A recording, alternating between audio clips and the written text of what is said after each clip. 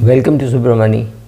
I love talking about wealth, and wealth is defined as an abundance of valuable material or possession, right? It just talks about abundance, valuable material or things which you own.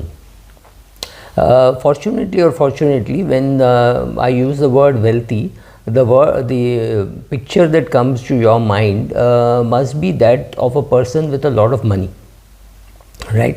And it is a fact also, because Forbes or everybody tracks the wealth, right, and income. So you'll have the top 500 earners, you have the top 100 earners, you have the top 500 in wealth, right? All that is tracked and tracked regularly, and it is easy to measure. What is your salary? 10 lakhs, 10 crores, 15 crores, whatever, right? So it can be measured. How much is your wealth? How many houses do you have? How many shares do you have, right? All those things can be. So 50 crores, 100 crores, 10 lakhs, 20 lakhs, anything can be your net worth. It can be measured. So most of us, when we think of wealth, we think of a person with a lot of luxurious things available with him, with a lot of money, and therefore by definition very happy, right? That's what we think, because after a particular as income increases and as wealth increases, a person gets happier. That's in our mind, right? Of course, at some stage your happiness keeps going up like this, and at some stage it plateaus. So in the US, I think it's about $100,000 at which happiness peaks, and after that increase in income does not increase to more happiness. So it goes up like this and then stays flat, right? After that, there is no great satisfaction of the extra rupee that is coming. In fact, you may substitute leisure for, instead of earning that money, saying I have enough, right? At some stage that could happen. Similarly, in the Indian context, I think 15-20 lakhs of income should be peaking for most middle class people, saying beyond this, money is not going to give some great sense of satisfaction. So money is just one indicator of wealth. There are very many indicators of wealth, right? So not everybody is going to be judged by the same thing. I'm sure there are people much richer than Narendra Modi who may consider Narendra Modi far more successful. So the second way you are wealthy is by the amount of success that you have in your profession or in your business or wherever. Right, take somebody like Mr. Deepak Parekh. Surely there are people far richer than him, younger and far richer than him, in the sense they far more cash. But whenever there is a problem, the government turns to him, whether it was UTI or whether any of those gas pricing or anything, people turn to him and say, can you solve this for me? So that is reputational richness or reputational wealth, right? So somebody has fantastic reputational wealth, and that's also wealthy, because the person who has a lot of money is willing to pay money to get that reputational wealth, but it's not easy to get reputational wealth.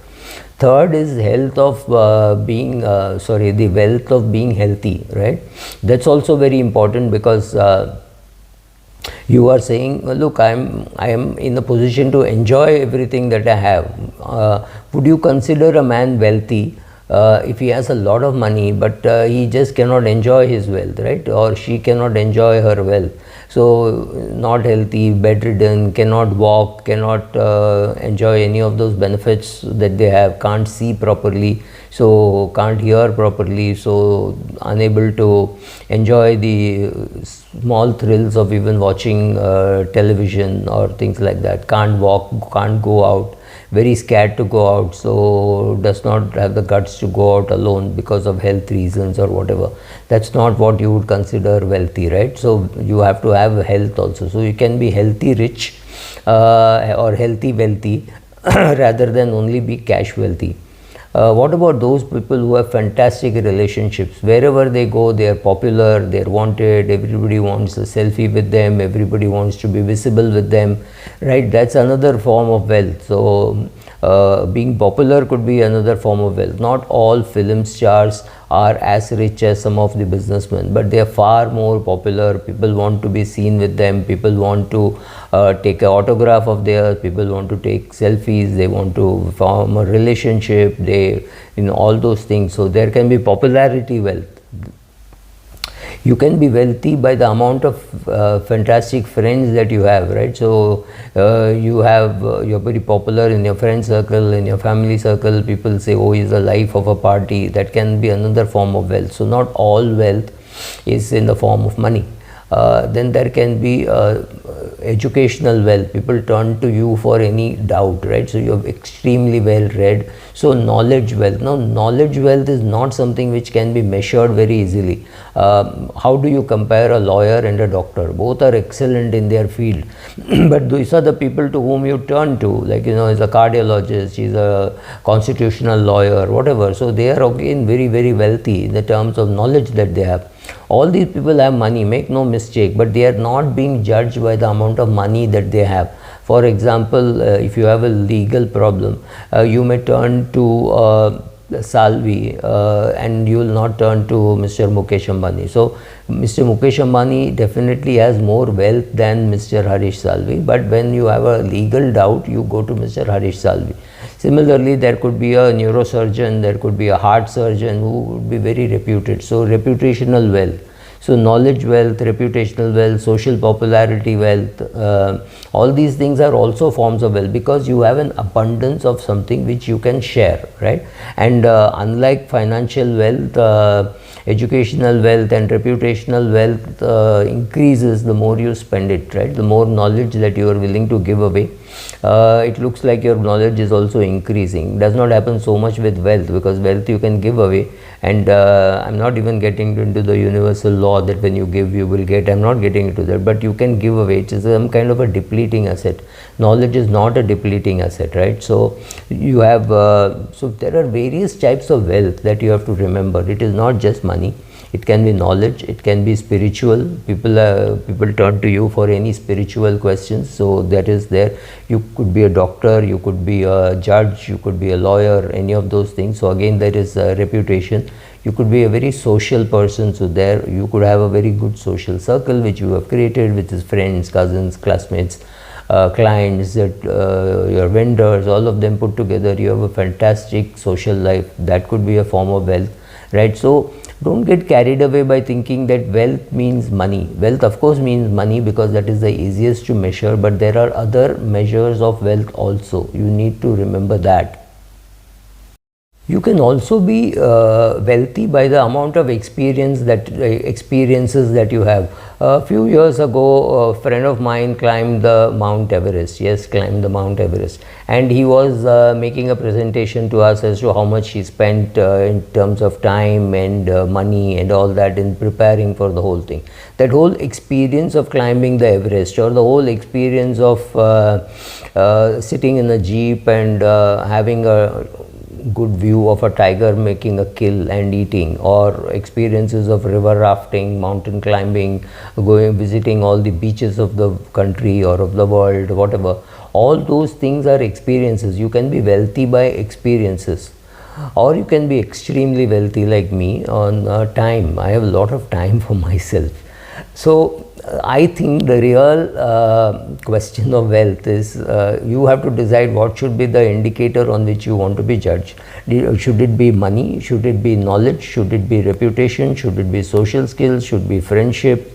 Should it be being sought after for as a speaker or as a singer, right? All this is form of wealth. Or experiences. If people want to sit and talk to you about your experiences of climbing mountains, of going to beaches, of river rafting, whatever you have done, of tiger sighting, of elephant sighting, right? All those things, if that is your richness of experience, or like I said, a lot of time on your hands and you can do whatever you want, that you are rich by the amount of time that you have.